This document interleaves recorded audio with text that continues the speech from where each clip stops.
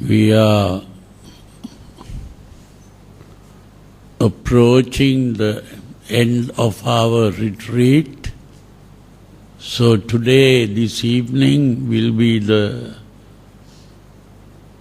last time we meet in the evening. So tomorrow, we'll be ending the retreat. So because of that, you should try to make the best use of these few days of meditation and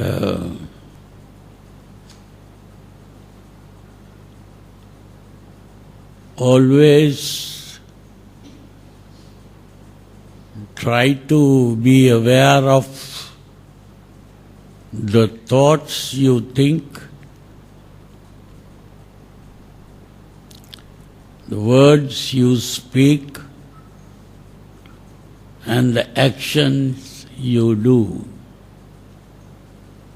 To be constantly aware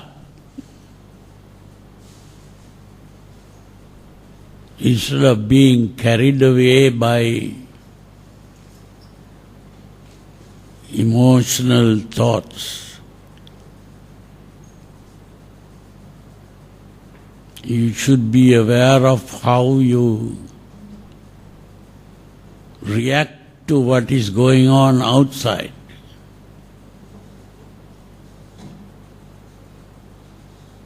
In terms of what is happening to your body and what is happening to your mind.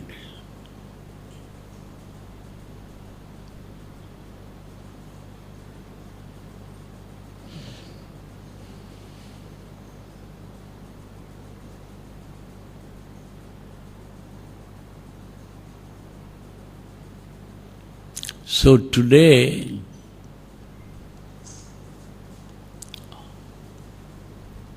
our belief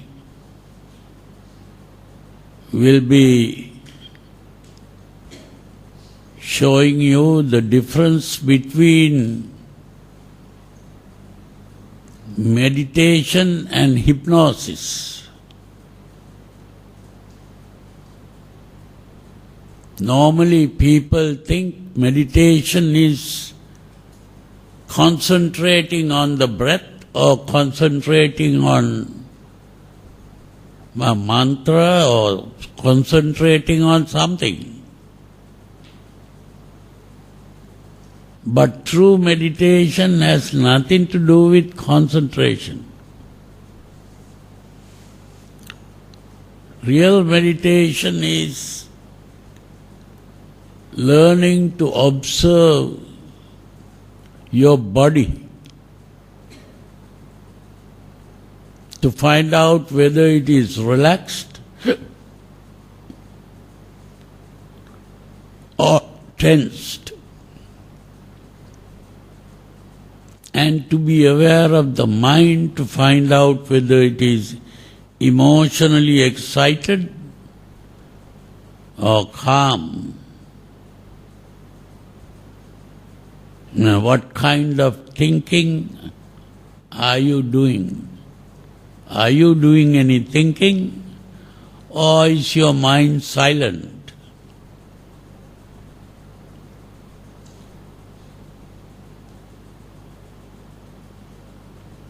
Silence is the most important thing. Silent awareness of what is going on within.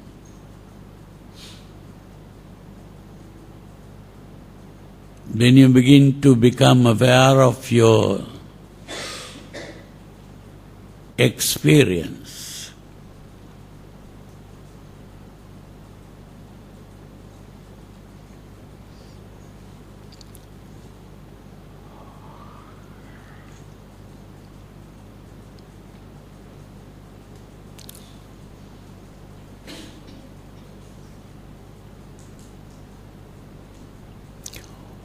okay, so I will allow we need to show you something. And good evening, brothers and sisters. Tonight's topic is meditation or self-hypnosis. Very often, a lot of people practice various techniques in meditation. And some of these techniques, if they are not careful, the way they use them, could lead to a condition called hypnagogic effect. That means as you meditate, some of these techniques can actually lead you to experience this hypnagogic effect, which is actually something that is that can put you into hypnotic state. Now, when you begin to experience hypnagogic effect, and if you allow this to go on, then very quickly it will turn into hypnosis. And then you will begin to experience a form of self-hypnosis. So today I'm going to explain to you how hypnosis works and how meditation works in comparison with hypnosis, and how the two of them can actually end up being very similar in many ways.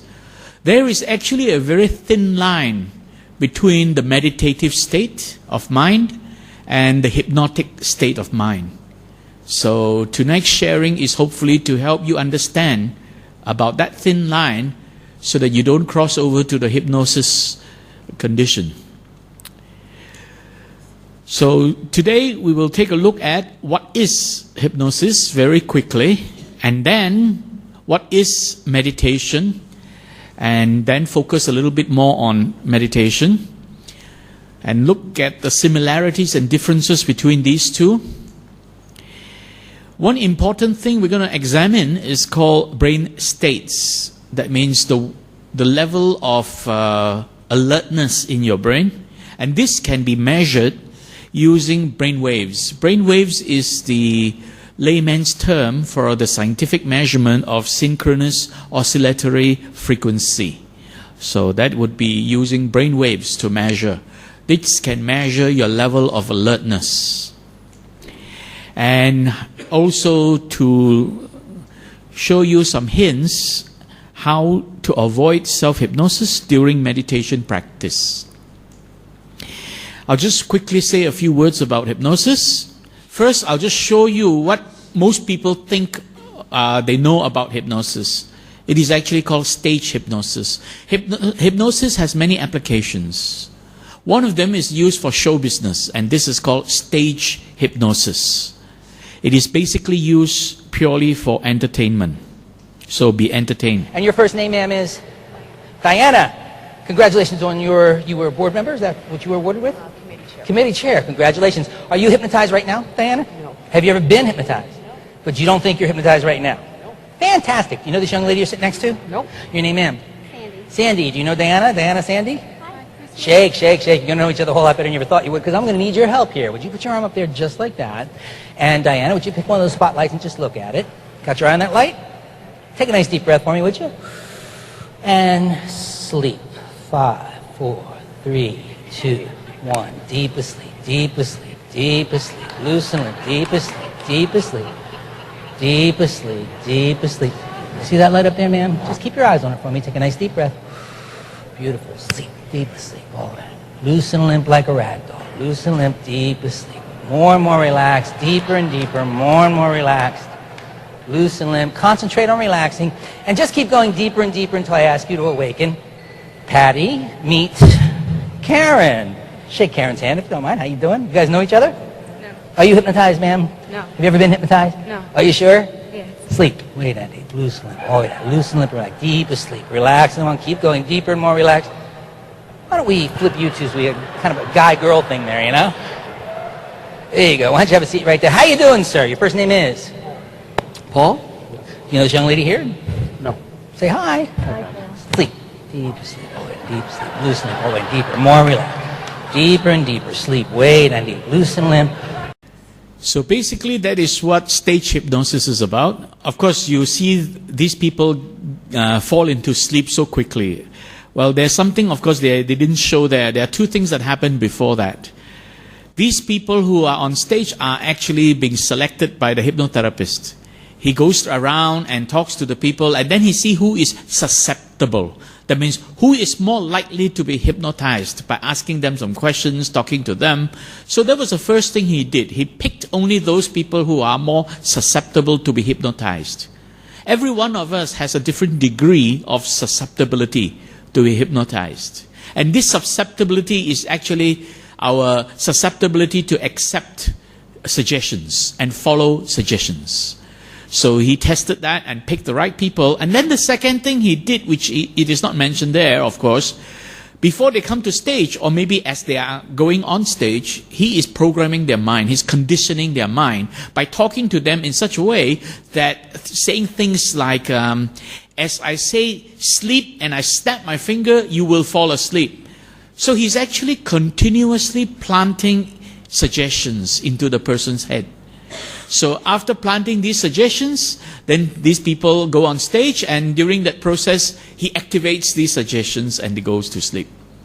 So the two things about hypnosis is susceptibility and suggestions.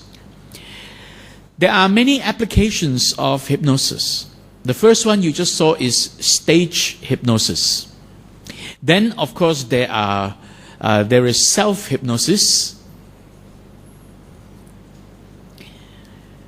Self-hypnosis is the use of hypnosis by the person himself to hypnotize himself to either go into deep sleep or to go into some mental programming. You can use that to program yourself to get yourself out of certain addictions, say addiction to smoking. And you can practice self-hypnosis to actually relieve yourself from smoking. And there are other things you can use self-hypnosis for, like, for example, you're feeling very stressed and so on. So self-hypnosis is something you practice upon yourself, but you can only do that if you have been trained. So don't try it without training, because then you really don't know what's going to happen next. Then there are other forms of applications, such as guided hypnosis. That means the hypnotherapist, talking to a group, starts to guide everyone into hypnotic state. And that hypnotic state can be used for relaxation or for relieving from various stress or relieving from depression. Right? And clinical hypnotherapy is when the hypnotherapist works on the subject one-on-one. The word clinical does not mean medicine. The word clinical means in a clinic, which simply means it is in a private enclosure, one-on-one. Of course, when we talk about clinic, we think about the doctor's clinic, and then there is medicine. But clinical hypnotherapy does not use medicine. It is the hypnotherapist working on the subject one-on-one. And finally, there is hypnoanesthesia. That means the use of hypnosis to help you relieve yourself from pain.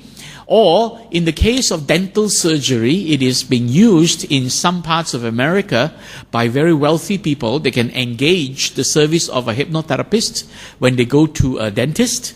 So if they need a tooth extraction, normally the dentist would inject anesthetics and make that local anesthesia and make that part of your gum very, very numb. Well, many people don't like that. And these people who have money, they can afford to hire the service of a hypnotherapist to do that. So basically, in order for a person to be hypnotized, this is the best posture. It is the best relaxation posture. You can get hypnotized very easily when you're sitting in this posture, especially when you're leaning your back on the seat. And this is why I advised you not to lean your back on the seat when you're doing meditation, because you could fall into self-hypnosis. See, various parts of the body are all fully rested. Now, in order to apply hypnosis for relaxation and relieving of stress, there are certain important characteristics. First, it is that relaxation posture. Relaxing the body with a fully rested relaxation posture. Calming the mental states through suggestions. You see, the most important thing is hypnosis uses suggestions. And that suggestions is basically planting or programming various thoughts into your mind. And these thoughts are unconscious. They arise unconsciously, they activate, and then you begin to follow these thoughts. Your mind goes into what I call a lagging state. Lagging state means following. And also importantly is that for the subject to have this thing called positive expectancy. That means you must have a positive expectation on the benefits of the hypnotherapy session. Now, if you are doubtful and skeptical, then it makes you less likely to be hypnotized. So when you become more positive towards it, and you have this attitude of positive expectancy, then you become very susceptible. And this can help to accentuate the calming effect. You may also need to engage in self-talk or affirmations, which means you speak to yourself using words to reinforce certain suggestions. And you can also visualize the image in your mind and create this mental imagery and visualize it, because that can help to enhance the therapeutic effects of hypnotherapy.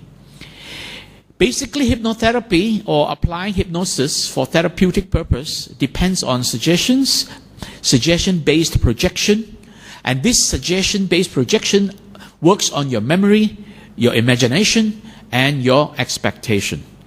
At the same time, it also requires the subject to carry an attitude of being non-critical. Non-critical means you are not criticizing everything that's going on. You're not being critical about it. You're not being analytical about what the suggestion is given to you. You become susceptible. This enhances your susceptibility to suggestions. And it also enhances your positive expectancy.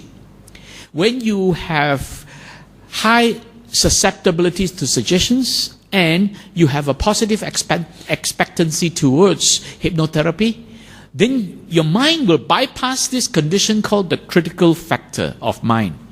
I will explain what is critical factor later on. But basically, it takes you to a level where you fall below the critical factor. Your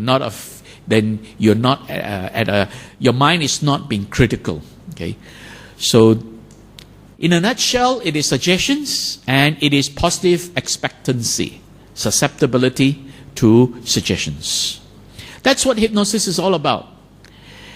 Now, let's take a look at meditation. Now, the word meditation is quite confusing because originally Buddha didn't say the word meditation. The Buddha said the word bhavana. The real meaning of the word bhavana is cultivation. Right? But somehow people translated it to the word meditation. Now, when we speak of meditation as a big word, it means many things, not only what we are trying to learn here. What we are trying to learn here is this very first thing. It's called Arya Magga Bhavana. Cultivation using the Sublime Eightfold Way, or in accordance with the Sublime Eightfold Way. Basically, this is practicing meditation in accordance with the teachings of the Buddha as mentioned in the Sutta Vinaya. What is mentioned specifically in the Pali Canon, in the suttas. So, Bhante's method is based on this Sublime Eightfold Way. And this is the original teachings of the Buddha. Then there are other variations. What are the variations? They are individualized, or individual teachers. They personalize their own version. So they personalize their interpretations and variations to the teachings of the Buddha. And this is forming a departure from the Arya Magga Bhavana. That means it's not following the Noble Eightfold Path or the Sublime Eightfold Way strictly, deviating from the Sublime Eightfold Way. But we know from all the teachings of the Buddha, from the doctrines passed down by the Buddha, the way to freedom from suffering is the Noble Eightfold Path or the Sublime Eightfold Way. So any departure from that, it is not really following the Buddha's teaching. So there are many individual teachers who do that. Some are lay teachers, some are even monks, some are scholars. And one of the famous ones has written a book called Visuddhimagga, which is the path to purity. That's Buddhaghosa. In his method, it is not following the Noble Eightfold Path or the Sublime Eightfold Way. Then there are other variations. Different countries, different cultures, they apply their own variations. The Myanmaris, for instance, have a very strong variation which is very much inclined towards Buddhaghosa's teachings, the Visuddhimagga. The Thais have also their own variations. The Tibetans have their own variations, and these are largely Theravadins. But the Mahayanans also have their own variations, and the Tibetans have their own Vajrayana versions. So Mahayana versions, Vajrayana versions, they're all deviating from this Sublime Eightfold Way.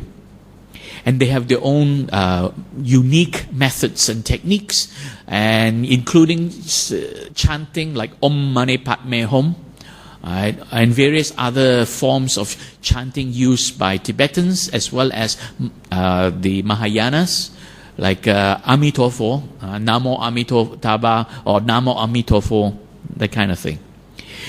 Then there are also traditional shamanism, which crept in, and Tantrism, asceticism, yogic traditions, and there are later day variations of these. The Tibetan Vajrayana form of meditation, a lot of it is drawn from their Tibetan shamanism.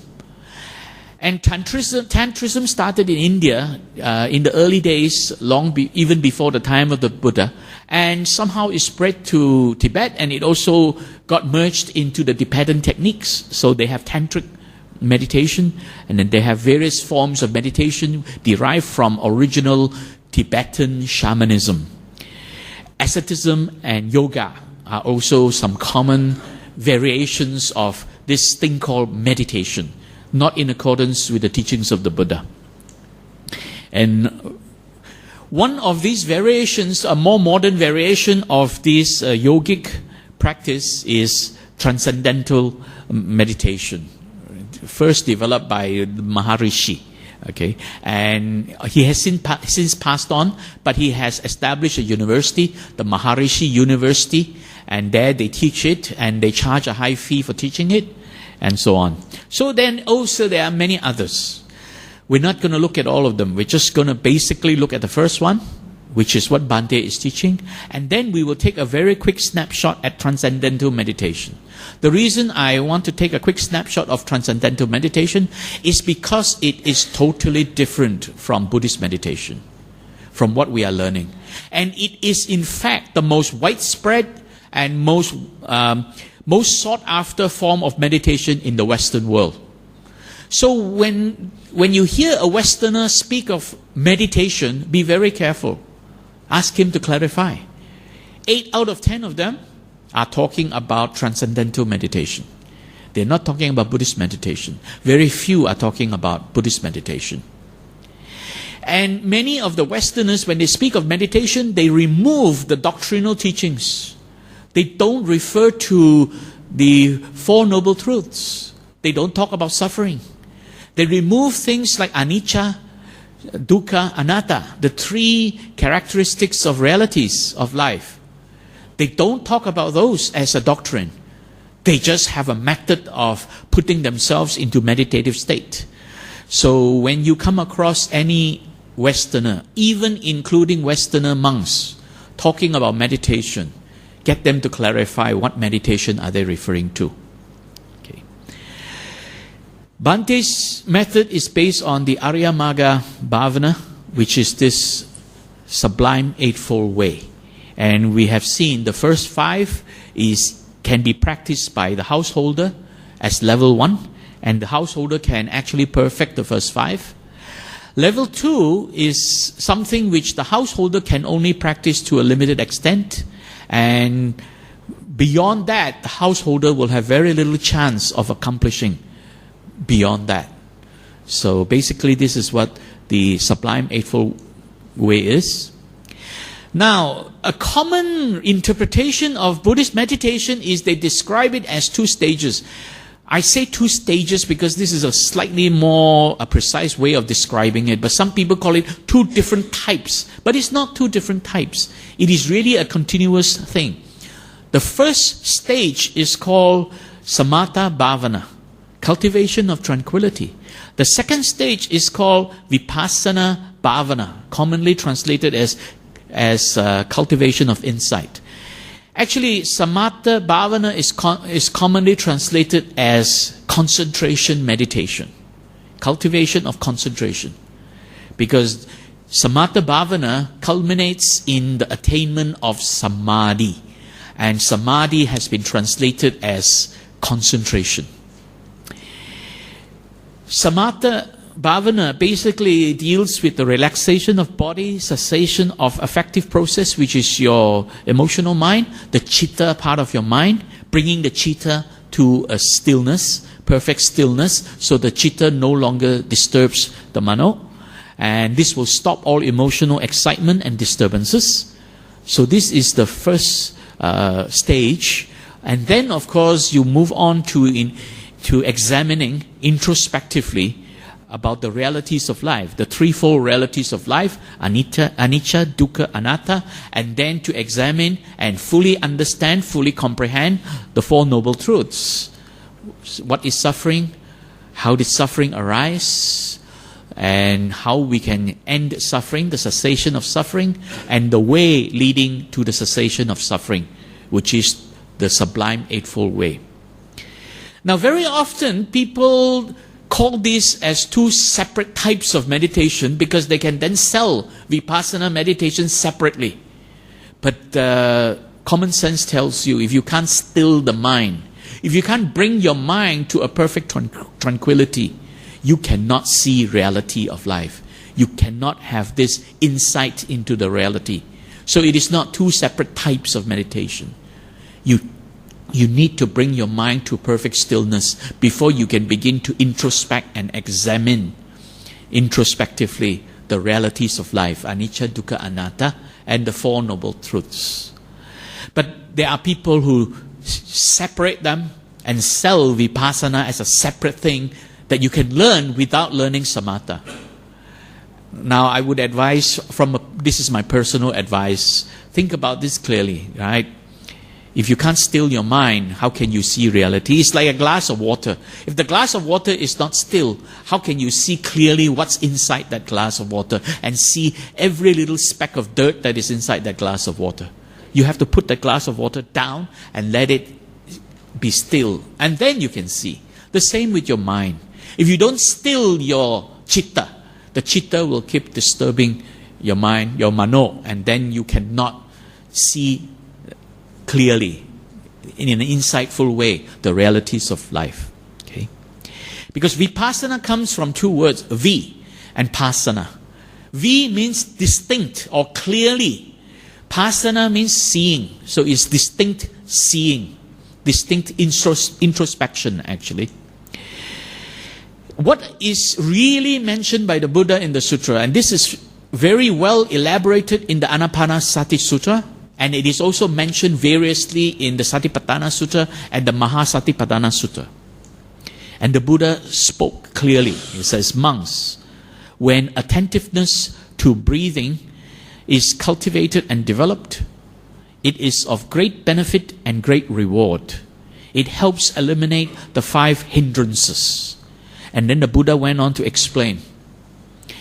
Anapanasati, which is attentiveness to breathing, when cultivated and developed, leads to the fulfillment of the fourfold introspection, which is Satipatthana. Satipatthana, when cultivated and developed, leads to the fulfillment of the 7 steps to awakening, which is the Sattabojjhanga.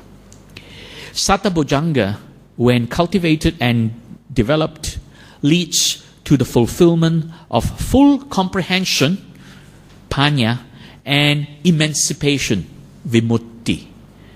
And this is the correct stages of learning how to meditate, according to the sutras.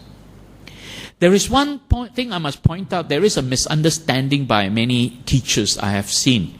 That misunderstanding is that breathing seems to be taken as the object, and then people say, meditate on your breathing. It is not meditating on your breathing.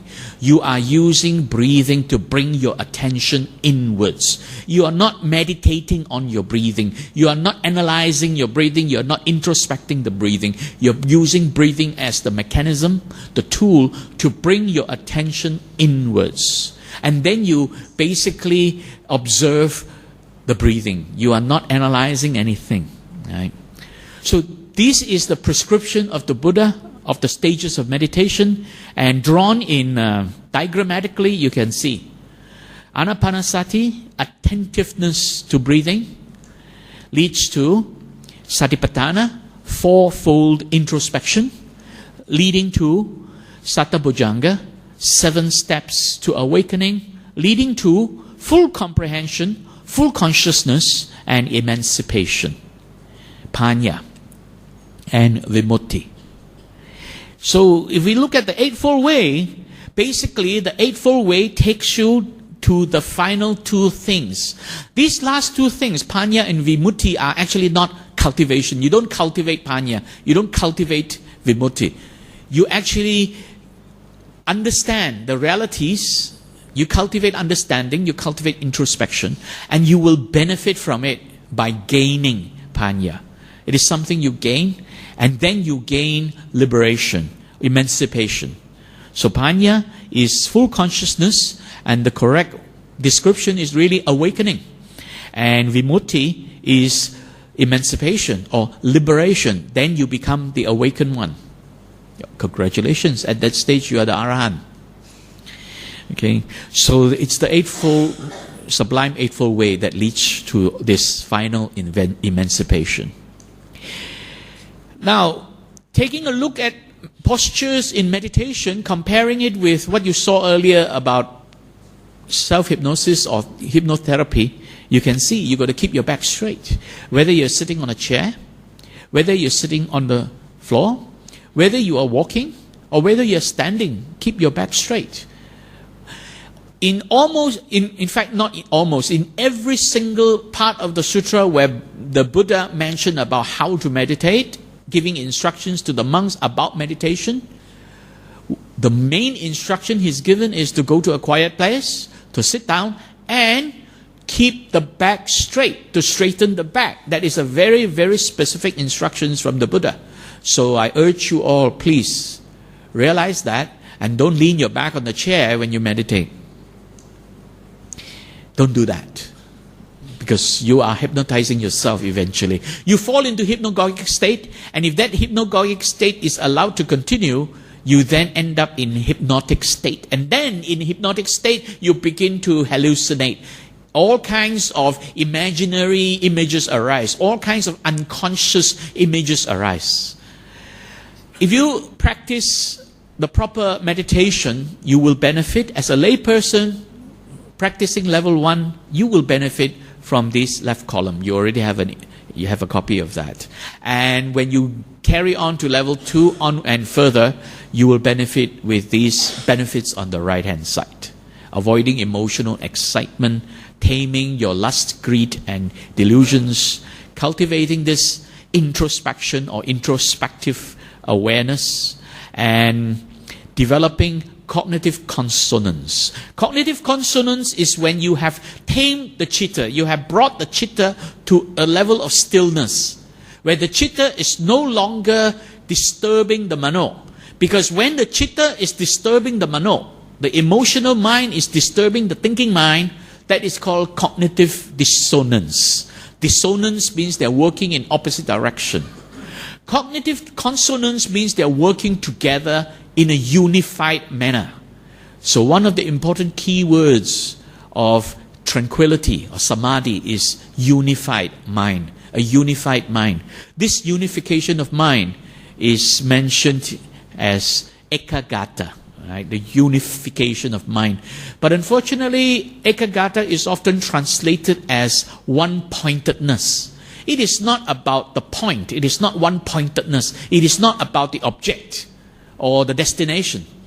It is about the direction. The two minds working in the same direction, which means they are no longer disturbing. Chitta is no longer disturbing mano. So this is the unification of mind called ekagata. Okay. So basically that is cognitive consonance. Then you instill this mental equilibrium where you can experience various levels of samadhi, and finally you can then attain this insight into realities and gain panya. These are the benefits of meditation. Now let's compare how meditation differs from this self-hypnosis. Let's take a look at this experience of seeing. In the experience of seeing, experience arises dependent on the presence of necessary conditions.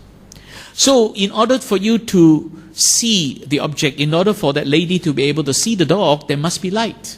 If there is no light, you can't see anything. If this room is completely dark, not a shed of light, you can't see me and I can't see you.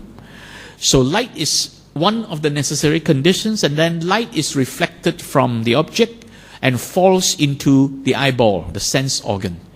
And when it falls into the eyeball, it is a stimulus to the sense organ, stimulating like sensitive cells at the back of the eyeball in the area called retina.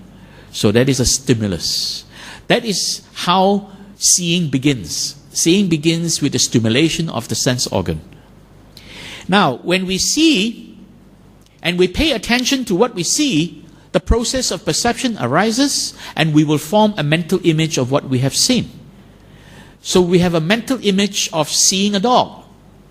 So what really is going on? All we have is an experience. It is the experience of seeing, and this experience produces a mental image of what was perceived by the sense organ.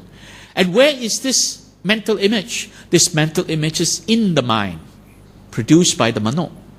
So it is in the mind, produced by the mano. It is not out there. It's just like a camera. Bhante has used the camera as an example. When you use a camera and take a picture, where is the picture? The picture is inside the camera.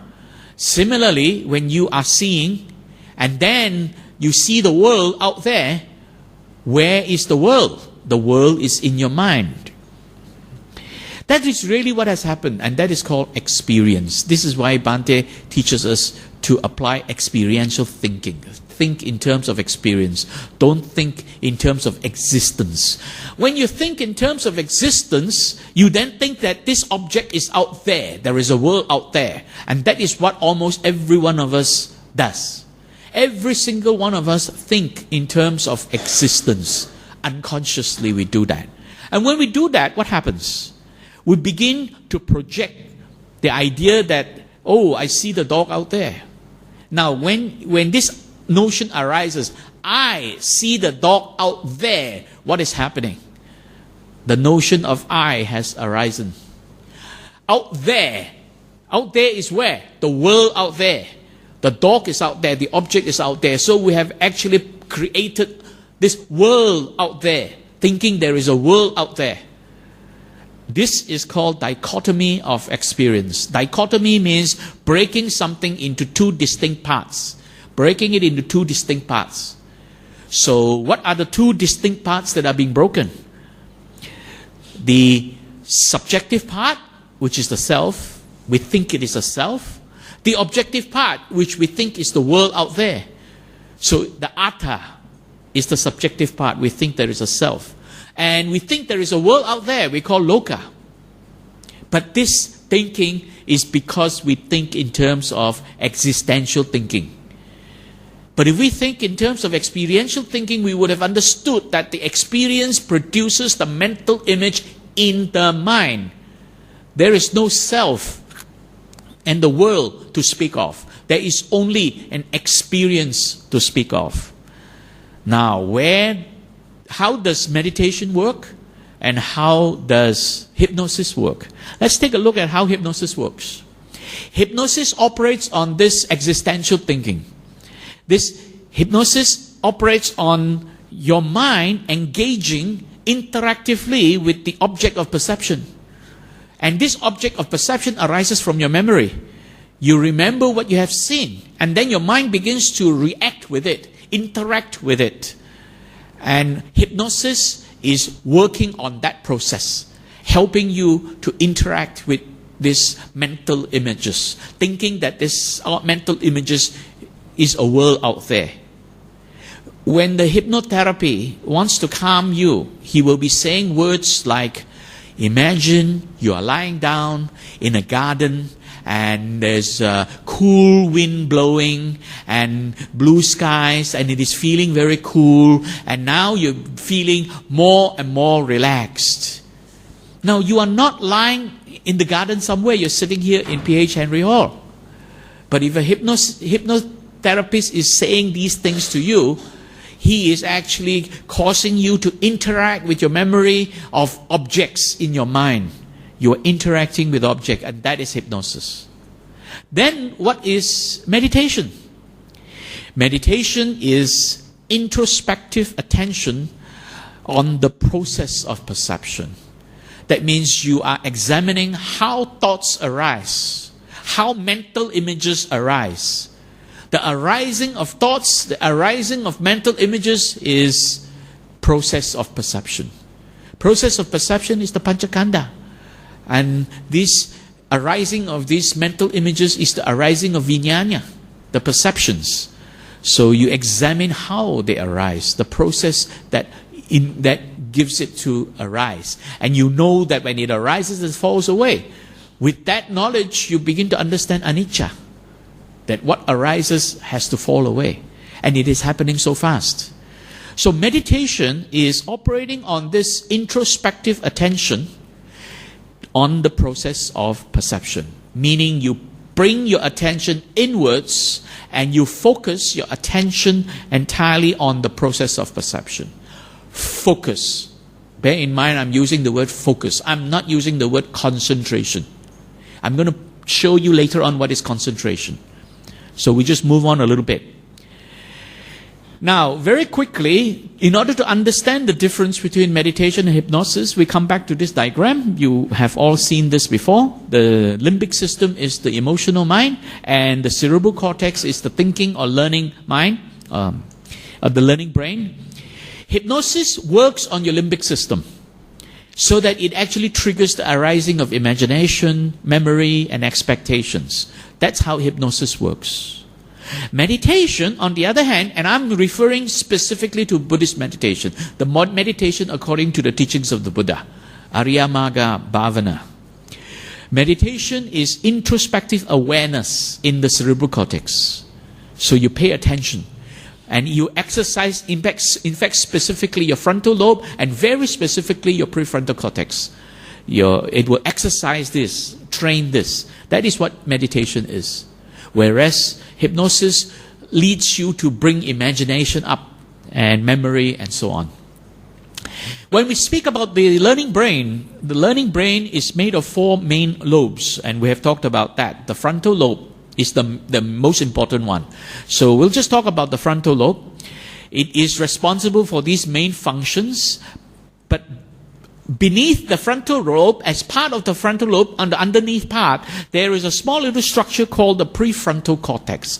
Pre means before. That means it's just below and before the front. Prefrontal cortex. The frontal lobe is right behind your forehead. The prefrontal cortex is right behind your eyebrow. That is where your prefrontal cortex is. And the prefrontal cortex is responsible for decision making, goal setting, planning, judgment, reasoning, and rationalizing. And meditation trains this part of your thinking process, training this part of your intellectual process. In fact, I dare say, when you practice meditation diligently, you actually become more intelligent, because it is cultivating that very part of your brain that leads to high intelligence, high intellect. So this is what meditation does. Now I'm going to show you an example of what you can do with your mental process, right? We call it cognitive feedback experience. And we're going to have a simple exercise. I want to test your cognitive process, your ability to think logically. Right? Logic is 1 + 1 = 2. You can't go wrong with that. Right? Logic there is nothing can be wrong with logic. Logic is absolutely correct. 1 + 1 is absolutely correct, equals to 2. So this is what we're going to do. We're going to do mental counting. Now, some of you who have seen this before, you may join in, but please don't tell people about whatever you have seen before. All right? You may join in. But this is mainly for the benefit of those who are here for the first time. Now, can I see a raise of hand among the yogis? How many of you have never seen this before? Okay, good, we have a few. Very good. Now, I want all of you to participate, especially those who have not seen it before. This is what I'm going to do. I'm going to show you the number, and I want you to speak out the number loud, and then add one number to the next. So when I show 1,000, I want you to say 1,000. And then I show the next number, and then you must say 1,030. And then I show the next number, then you say 2,030. Okay? Do you get it? Yeah? And then 2,070. Right? And so on. So are you ready? Let's try it now. Speak out loud. 1,030. Okay, carry on. 2,030. All right? Yeah. Good. 3,090. That's very good. So, well done. Now, what we're going to do is repeat exactly the same thing. Precisely the same thing. I'm not changing the numbers. And I want you to pay attention and add them up. I want to test your cognitive capability, whether you're good at adding. Are you ready? This time, faster and louder, please. Okay? Are you ready to be faster and louder? Ready? Okay? Go. 1,030.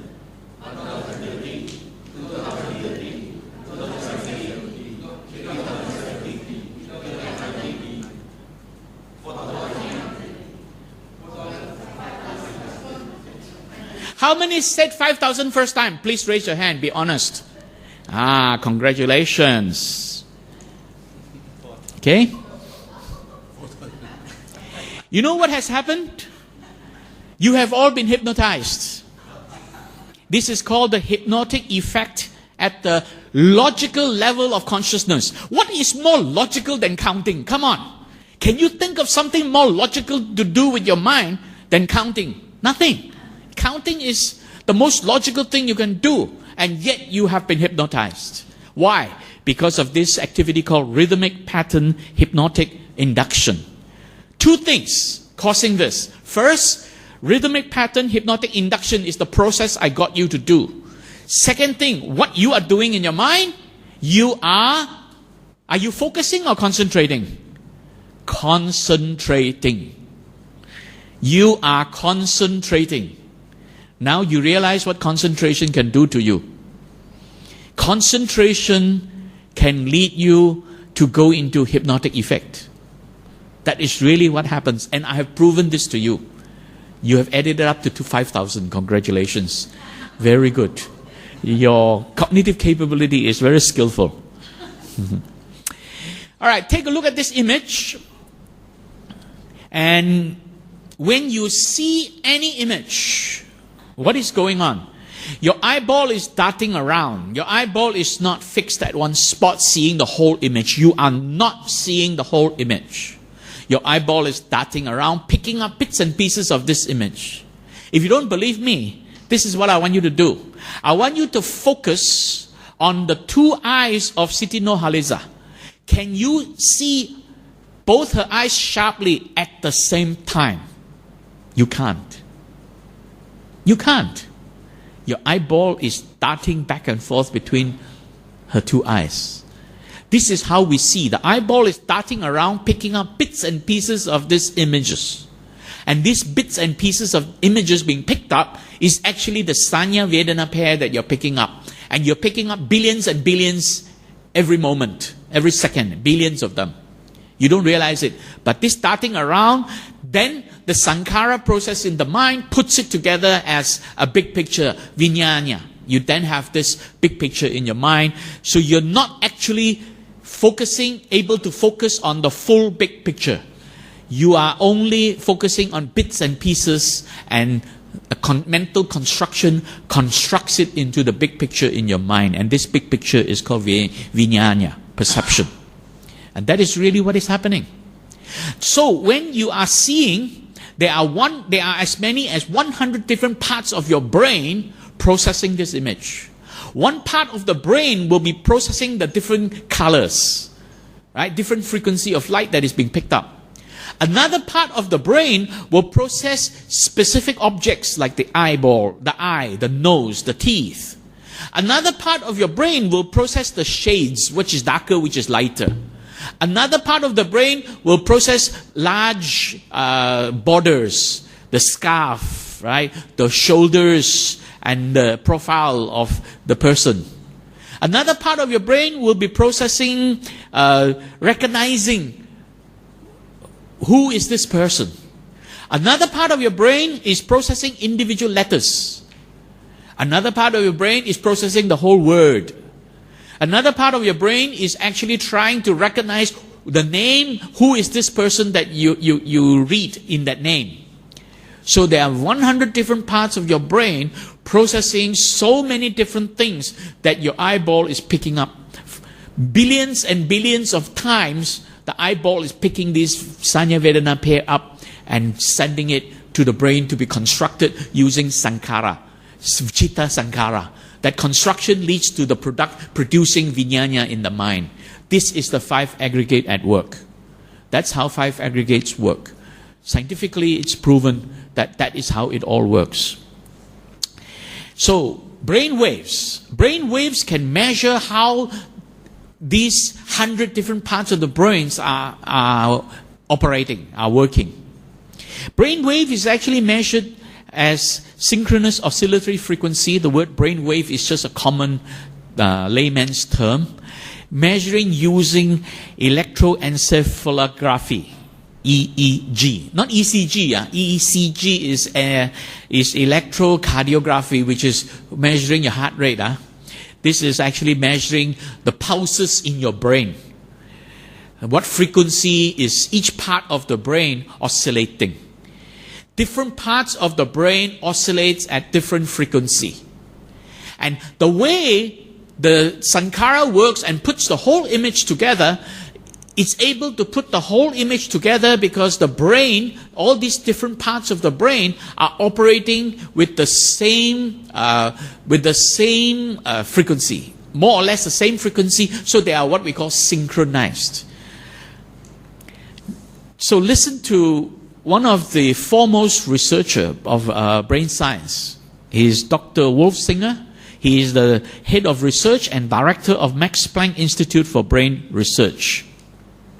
Now, modern brain research designs a completely different picture of the organization of our brain.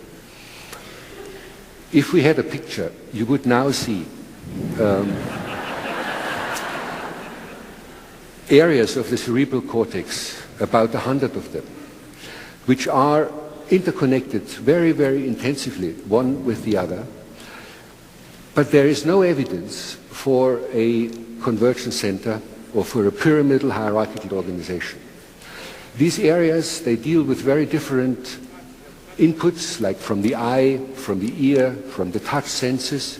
And then there are areas which belong to the so-called limbic system, which attach emotional connotations to the contents of conscious experience. So there is no single place in the brain where an observer could be located, or a command structure could be implemented, or where the self could have its seat.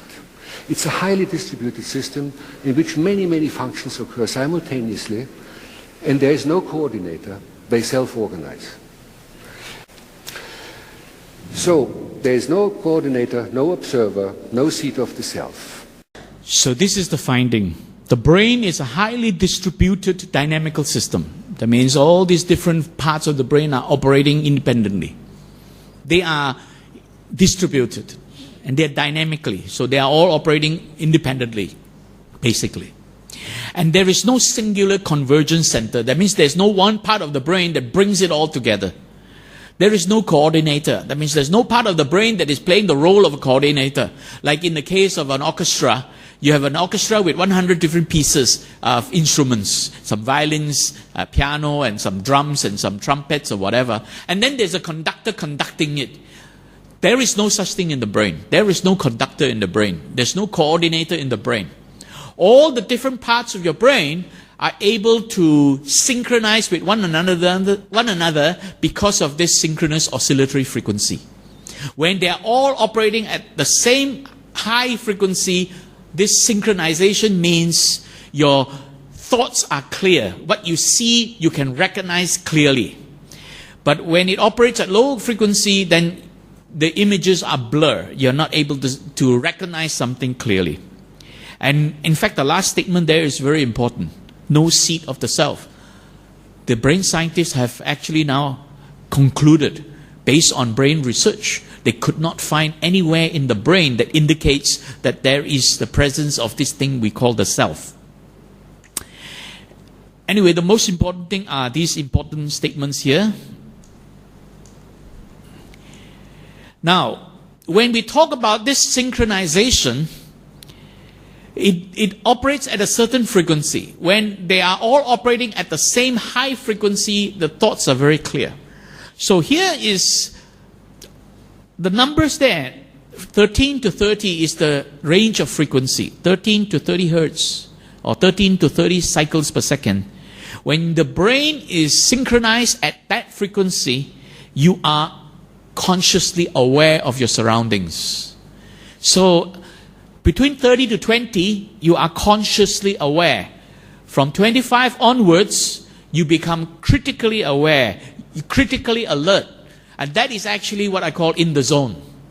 Yeah, that means you are very sharply aware of every little details you're looking at. That means the mind, at this point in time, the activity of the brain, which is what we call the mind is very sharp. It's able to see clearly. Images are clear in your mind. Now, if the frequency drops, right? So this is the synchronous frequency called brain waves. And they give a label to it. They call it beta. Beta range is the normal consciousness and the critical alertness. If the frequency drops in your brain and it starts to lower, you then go into towards the sleep state. First, you become drowsy. So falling down to 8 hertz, this is the alpha state. And you go into what is called the unconscious awareness. Some people like to call it subconscious, but I don't like to use the word subconscious. In fact, many scientists don't use the word subconscious, because you are either conscious of something or you're not conscious of something. So in this level, you are unconsciously aware of something happening, but you're not clear what it is. It's a blurry mind, drowsy mind. And if that frequency drops below that, you are falling into sleep. So at the upper end is theta, at the lower end is delta. The upper end theta is normal sleep, which we commonly call REM sleep, rapid eye movement sleep. This is the state of sleep when you could be dreaming. You would be having dreams. And then we have the deep sleep. In deep sleep, you don't have dreams. You enter deep sleep and you don't dream, basically. And deep sleep is below 4 hertz. Right? So the lower the frequency, the more drowsy you are, the less clear your mind is. What about higher frequency, above 30? And this is what is happening. When the brain wave goes above 30, it reaches a gamma state. That is when you are practicing introspective awareness or introspection, and you're able to benefit from the practice of introspection. And when your mind is in that state, then it is actually in the gamma state.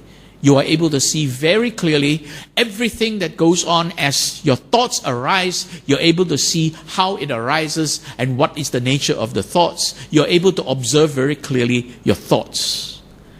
And if it goes higher, you are now getting into the state where you're deep in samadhi already. And this is the apperception state. Right? So they don't have a name for that, but basically very few people can ever come close to gamma state in a normal situation. So it is only through meditation that we can go to that state. In a normal situation, we are basically floating at the beta state. In fact, some of you who are not paying attention, you might be in the alpha state right now.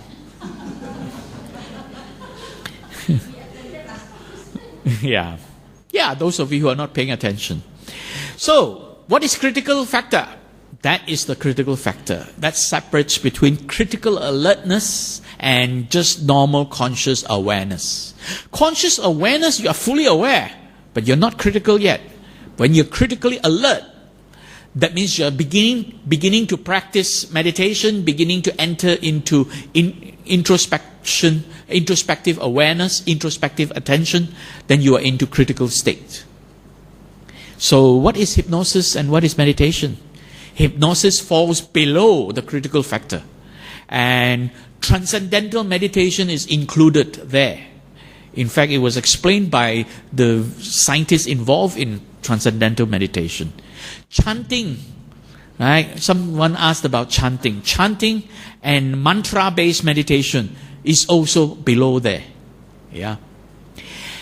Then what is our form of meditation, Buddhist meditation? When we speak of what we generally term as samatha meditation, it begins to go into critical alertness, approaching introspection.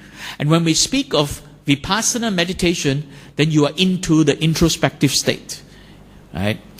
But we don't like to segregate meditation in that way. We basically say as you meditate in a deeper state, the brain wave will increase and the mental images become more sharp.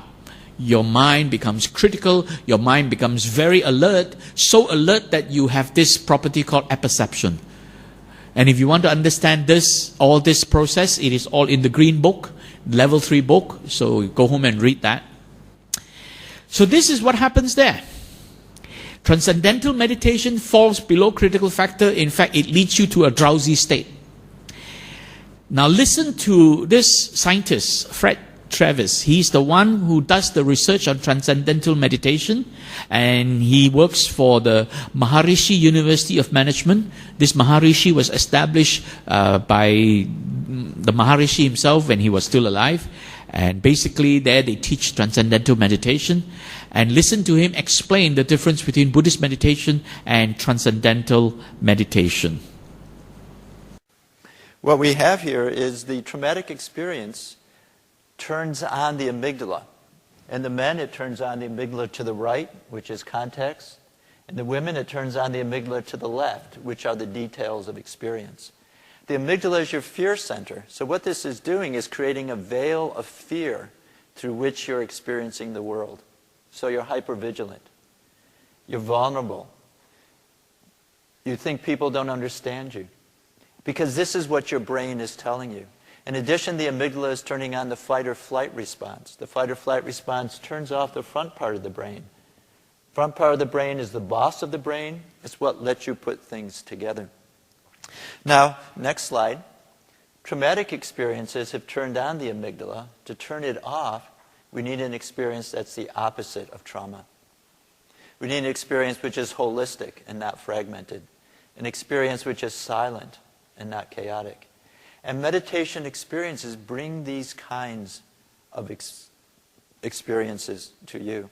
But meditations are different. So we need to choose our meditation thoughtfully. Next slide. There's a lot of information on this slide, so let me take you through it. First, this arrow here on the left is indicating level of cognitive control from lowest to highest. The highest level of cognitive control are meditations that are in focused attention. These are your concentration meditations. You keep the mind on one thing, you don't let the mind move.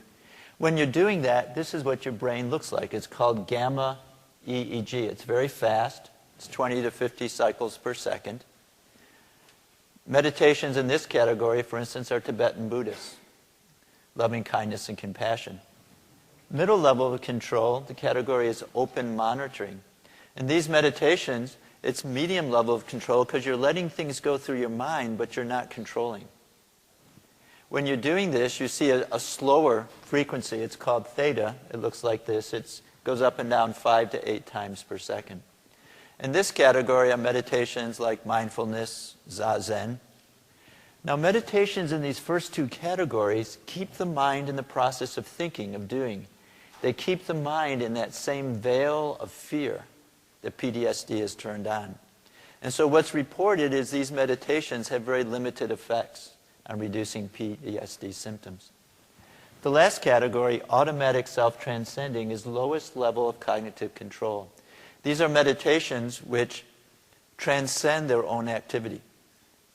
These are meditations which allow you to transcend thinking and experiencing your essence, inner pure consciousness, inner self-awareness. And these have to be automatic. They have to be effortless, because any doing would not have let that process happen. Transcendental meditation is in this category. Okay, what he has basically pointed out is that transcendental meditation is in that lowest category, automatic self-transcending. And the funny thing is that they actually call this transcending, meaning somehow it goes above your normal thinking, but it's not. It's going below. And this is why Transcendental meditation is so popular in the West, because it is very calming. It actually helps to relieve stress. So if you're looking for a form of meditation that can help you relieve stress very quickly, Transcendental meditation is the second best form. Why do I say second best? The best one is self-hypnosis or hypnotherapy. Learn hypnosis and get a hypnotherapist to help you. You can then relieve yourself of all kinds of emotional hang-ups and so on.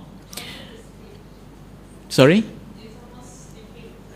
Yeah, it brings you into this drowsy state, and that drowsy state, the mind is very susceptible to suggestions. That is when the hypnotherapist can program your mind to relieve you of your emotional stress. Let's say you are very stressed because of some sibling that you have, and they're causing all kinds of stress. So the hypnotherapist can program your mind in that drowsy state, and your mind becomes very susceptible to the suggestions. So when you wake up, that suggestion is already programmed. It will keep arising. And this unconscious thought that arises, that suggestion will keep help to relieve you of whatever pain you may feel dealing with the siblings that is giving you emotional problem. That is how hypnotherapy works. And that is also how transcendental meditation works. So I'm not going to say any more about transcendental meditation. Suffice to say, it brings the brainwave down, it slows down your brainwave. It is not helping you to sharpen your mind. Now, let's take a look at Buddhist meditation. One of the foremost researcher of Buddhist meditation is Richard Davidson. Right? And here he is addressing the Dalai Lama, explaining to the Dalai Lama some of his findings. And this is a very short one, I'll just show you. In our work with long-term Buddhist meditation practitioners, we found that meditation is associated with marked increases in electrophysiological signs of activation, specifically in the gamma frequencies. These are high frequencies in the brain electrical recordings. And particularly in the prefrontal cortex, which we see as important for certain aspects of regulating emotion. So basically, what is happening here is that meditation is associated with marked increases in electrophysiological signs. That means the EEG measurements of activation in the gamma range. So it's going higher up in the higher frequency. And this is happening in the prefrontal cortex. And also the synchronization, the synchrony between this prefrontal cortex and other regions of the brain, which means your brain is highly synchronized at this high frequency. When it is highly synchronized, that means you're able to think clearly, see sharply, able to analyze things in a very logical way. That is the benefit of this Buddhist meditation, by raising the brain waves. And this can only, the last 3 words, long-term practitioner. So you only benefit if you continue to practice diligently over a period of time. At least 6 months. When they say long term, they are actually measuring people who've been practicing 10, 20 years. But don't worry, you'll get there. Start practicing diligently every day, and you start to see some results in a few months. So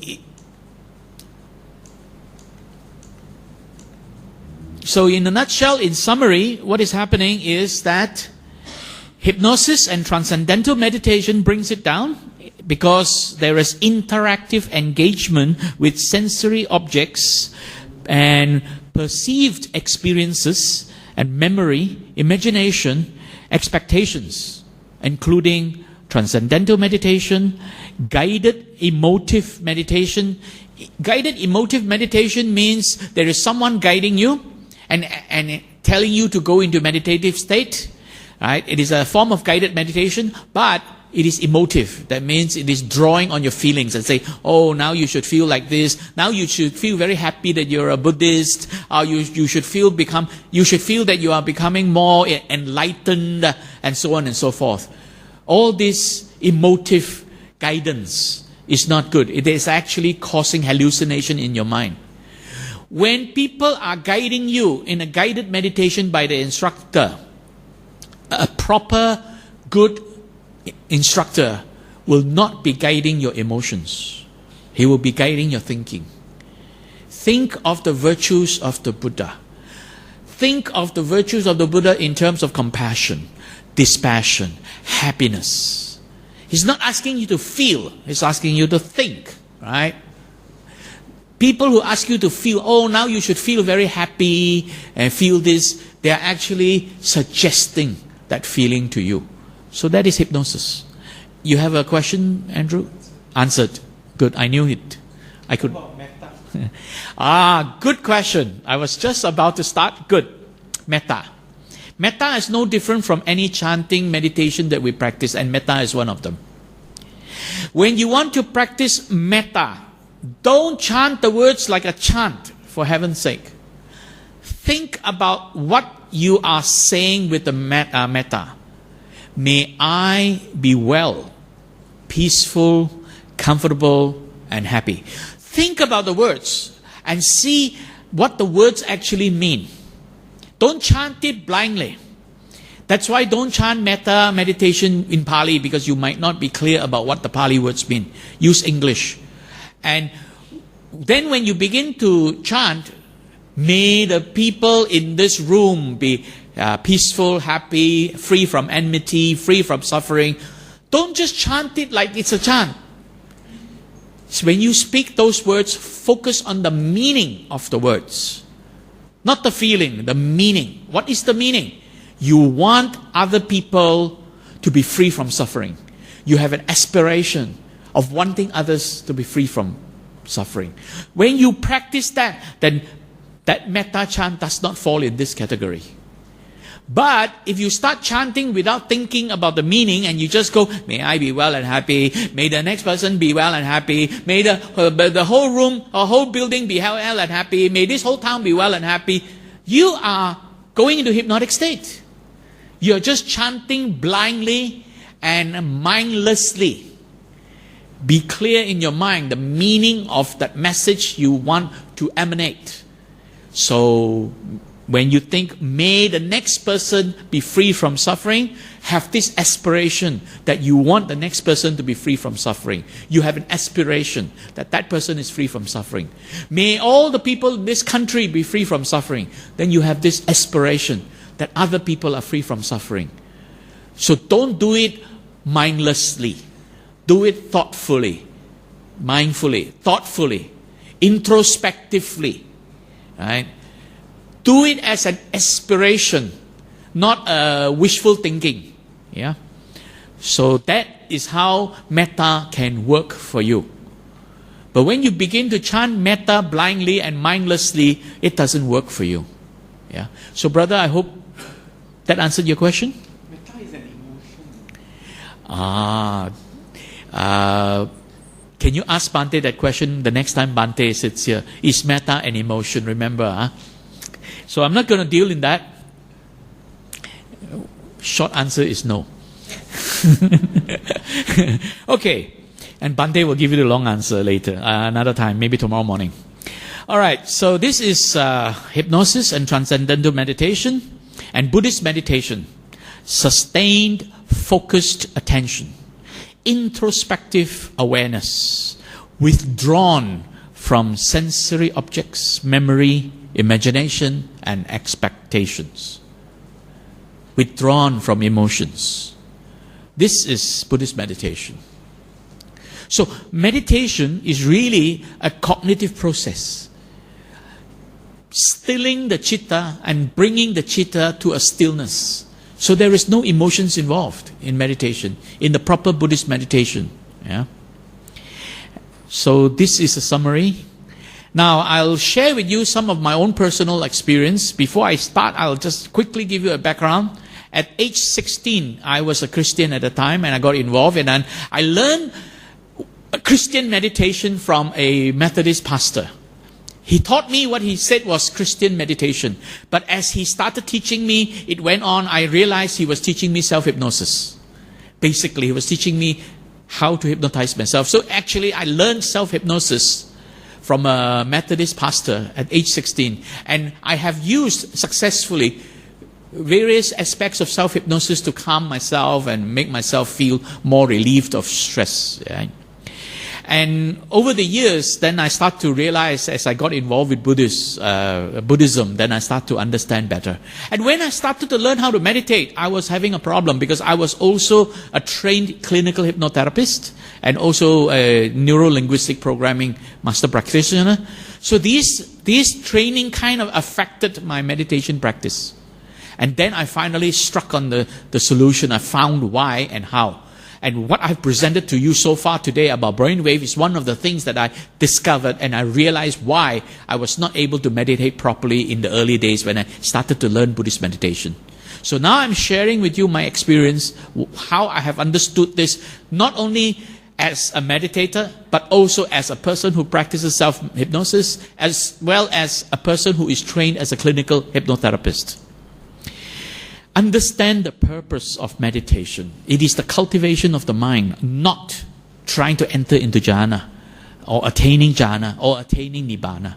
And this is where a lot of people are making that big mistake. Before they begin to learn how to practice meditation, they think about, oh, I want to learn how to enter jhana. Now they have this expectation already. What is expectation? Expectation is a suggestion. That suggestion goes into the memory, goes into the unconscious mind. So when you begin to meditate without paying attention introspectively, these unconscious memory arise. And when they arise, this is what happens. Desire to experience jhana gives rise to unconscious arousal that may arise in the midst of your meditation practice, leading to hallucination of the jhana experience. So people can hallucinate jhana experience. There will be people who tell you, oh, I have entered into jhana. You have to ask them more clearly.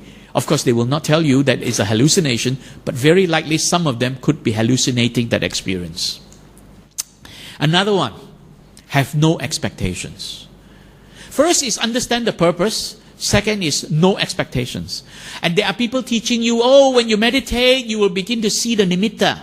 And there are some people who explain the nimitta is a bright light that appears in the middle of your mind, and this might be your third eye or whatever. That bright light gets brighter and brighter and brighter. And then there are people who explain it like that. Now, if they explain it like that and you heard it like that and you begin to meditate thinking that that is jhana, then seeing that is experiencing jhana, congratulations, you will experience this nimitta. But it's a hallucination. Expectation of seeing nimitta leads to unconscious arousal of imagination and hallucination. You will enter into hypnotic state. I have proven to you earlier how easy it is to enter into hypnotic state when you concentrate. So now I hope you understand concentration leads to hypnotic state. Third one, most importantly, is to remain consciously attentive and introspective with your practice. Keep your attention in. How can you keep bringing your attention in when you get distracted by sounds and smells or heat or temperature? Well, one simple way is observe your breathing. That's what the breathing is all about. You're not meditating on the breath. You are actually observing the breathing as a mechanism to bring your mind inwards. Introversion of attention. Sati patana. Sati. Bring the attention inwards. And if you don't do that, lack of this introspective attention allows the affective process, the emotional process to arise and disturb your thinking process, your cognitive process, and leading to emotional arousal and excitement. And then you have imagination and hallucination arising. So these are three things you have to be careful about. Otherwise, you could fall into hypnotic state and you begin to hallucinate the experience. You think you're experiencing jhana. I even have one medical doctor. I didn't argue with him, but there was a medical doctor who claimed he's been meditating for many years. And then one day he told me that in his meditation, he saw the Maitreya Buddha. So I make no further comment on that. I think you understand what I'm trying to say. He was basically hallucinating it. Self-hypnosis state. What happens? How do you spot it? And this is what you do when you are meditating. Signs of drowsiness and sleepiness are the beginning signs. It doesn't mean that you are in hypnosis yet, but it is the beginning. If you allow this drowsiness to continue without snapping out of it, you could fall into hypnotic state. How can you snap out of it? I will talk about it later in a moment, the solution. Another sign, any sign of emotional arousal or excitement, such as you're feeling disgust, you're feeling pleasure, or displeasure, fear, anger, anxiety, frustration, or even some kind of a happiness, excitement, right? Excited happiness. Any of this kind of emotional arousal means you are not in meditative state anymore. Any sign of physiological reactions, hormonal changes in your body causing things like heart beating faster, your breathing deepening, becoming more rapid, muscle getting all tensed up, muscles other than the muscle in your buttocks, because when you're sitting down, the buttock muscle will be tensed, but no other part of your muscle should be tensed. Especially the neck, the face, the shoulders, the arm, the jaw, the teeth, all tensed up. If you realize that these parts of your muscles are tensed up, you could be falling into hypnotic state eventually. And you recognize that you begin to engage or interact with mental objects. You begin to interact with the mental objects and you start to feel good because certain images appear. It makes you feel good, right? And you have become part of this mental experience. You're no longer observing your thoughts. You are now interacting, engaging with your thoughts. When you engage with your thoughts and interact with your thoughts, you are no longer choosing your thoughts. You are allowing your thoughts to choose you, because whatever unconscious thoughts arise, you follow. Your mind is in a lagging state. That's why I call it a lagging mind. Lagging mind is when you allow thoughts to choose you. But when you have proper introspective attention, then you are choosing your thoughts, selective thinking. When you're choosing your thoughts, your mind is in a leading state. You're choosing your thoughts. Your mind is in a leading state, not a lagging state. Okay, so these are important tips. How can you snap out of this drowsiness? Straighten your back. Simple as that. See, when you feel getting drowsy, especially when you become a pendulum, you know what is a pendulum? This is a pendulum. When you begin to meditate, pendulum meditation, straighten your back. Pull your shoulders back and just relax. Pull your shoulders back and relax. Straighten your back, okay? Otherwise, when you go into this pendulum state, the reticular activating system will accentuate it. Accentuating it means take you deeper into sleep state. And you go deeper into sleep, right? So as soon as you notice your body is becoming a pendulum, straighten your back and resume. Now, if it keeps happening, then you have to do the next thing. How to recover, reset, control, alternate, delete. Yeah, you need to reset your meditation practice. How do you reset? Stop meditation immediately. Get up. Take a walk. Go wash your face is the best thing. Right?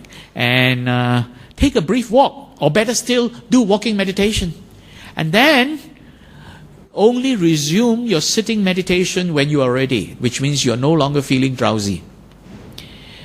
Most importantly, avoid doing sitting meditation when you are physically tired or exhausted, especially at night when you are tired. Of course, during meditation retreat, you won't get tired. I mean, the whole day long you've been sitting and walking, you're not doing anything. So how can you get tired? So you can meditate at night. But in a normal day, work day, householder, you're very busy during the day. End of the day, you're very tired. So when you're getting very tired and exhausted, that is not a good time to meditate. Best time to meditate is early in the morning, before breakfast, before meals. After meal is not a good time to meditate because your digestive system will draw the energy away from your brain, and then you can no longer go into this introspective awareness. Your brain doesn't have enough energy to do that. Now, when you learn and practice diligently, this is what's going to happen. Before we understand the technique and understand the knowledge about meditation, we are experiencing what we call unconscious incompetence. That means we are not aware of what we don't really know. In the beginning, we are not aware of whatever knowledge or skills that we are lacking. So we start to attend meditation retreat. Most of us are at least at this level 2 or further, at this point, at the second level, the second line here, or further. When we aspire to improve ourselves, we now realize we lack the necessary knowledge, skills, and competencies in meditation. So we start to learn. So beginning to learn, then we are entering into this state called conscious incompetence. You know you're not skillful enough, but you are aware of it, you are aware of what you need to learn.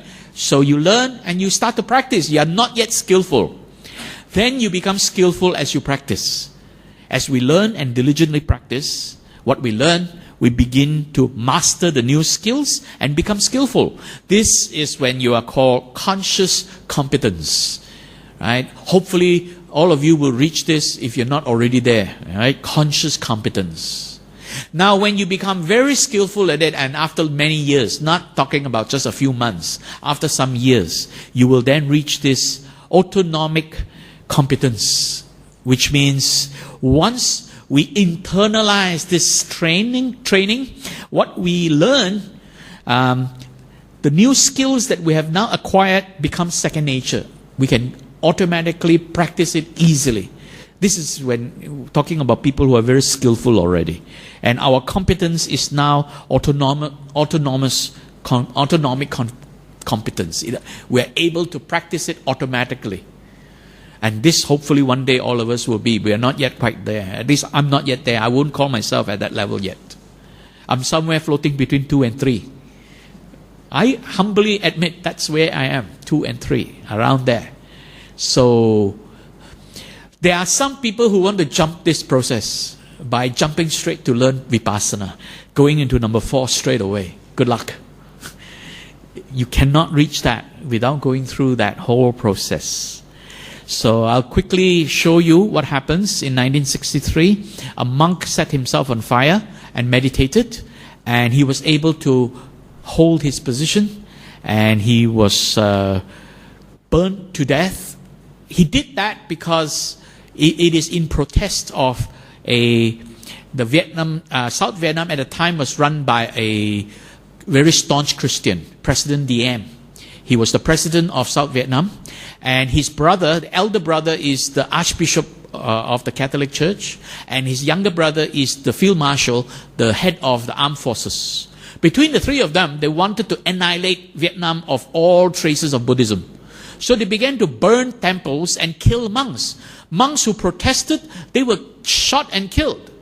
So that is why this Thích Quang Duc was a very high-level meditator. He protested by going onto the street, set himself on fire, and actually as a result of what he did, 1 or 2 other monks followed the same example and set themselves on fire. And as a result of what they did, all the people rebelled against the President Diem's regime, and they in fact assassinated President Diem, and Vietnam Buddhism was restored. It was no longer purged by this. The two young brothers were killed. The archbishop remained. They didn't touch him. But the two young brothers, the chief of armed forces and the president, they were killed in the revolt. And that is what happened. And you can see that the person, this monk, in his meditative pose, he is deep in samadhi. His mind has detached from the body. He's not feeling the pain. You can see in his face. And he did not react. So it's a bit late, so I'm not going to show you the video.